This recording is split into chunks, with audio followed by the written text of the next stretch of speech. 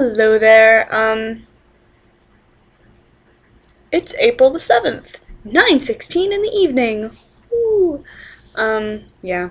I'm again doing this to procrastinate on my homework. I am such a terrible person. I just procrastinate nonstop.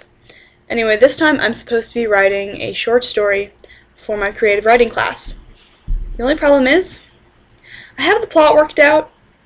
I know what's going to happen. I have the setting. Characters are there.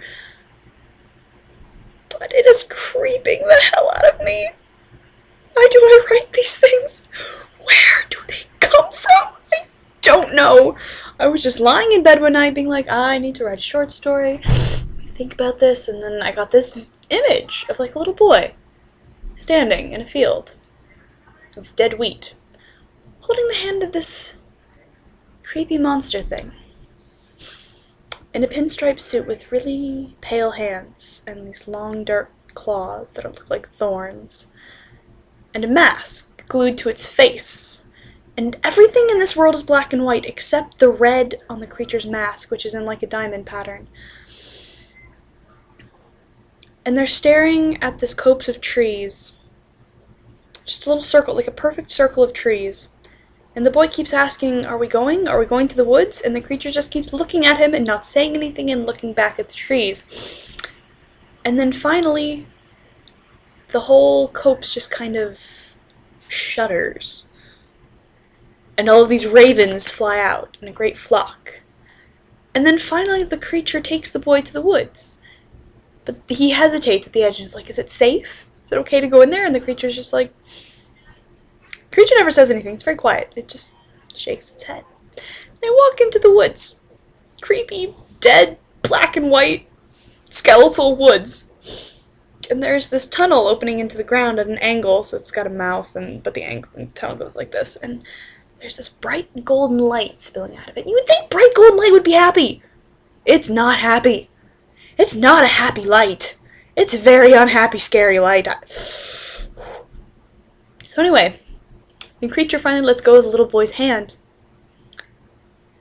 And he puts his hand on his back and points, kind of pushes him. And the boy walks into the tunnel. And it's all kind of moist and dark. Except it's light, but, you know, it's moist and squishy. Kind of like the inside of someone's throat. And so he keeps walking. He keeps walking and finally gets too scared, so he closes his eyes. And he keeps walking and he keeps walking. And then he feels himself falling. When he opens his eyes, he's sitting in a really brightly lit garden. And there's a woman across from him in a straw hat and a nice yellow sundress, and there's tea things on the table, and they're having tea. She looks up from her book and is like, how's your tea, my love? And smiles at him. And then we go back to the creepy forest, and there's a little boy standing next to the creature, really freaked out. And that's my story. I don't know where it came from. I don't know where it's going. I just know I have to write it. I'm afraid. Yeah. A little afraid. My brain scares me. Yeah. Anyway, I'm gonna get back to writing that. It'll probably give me nightmares. I'll probably be psychologically scarred for life. Oh no, I've made an over 4-minute video again. Ooh. Anyway, so yeah, I'll go back to be doing my homework. Help me. Anyway, have a good night. I hope I haven't psychologically scarred you for the rest of your lives. If you have more than one, I'm shutting up now.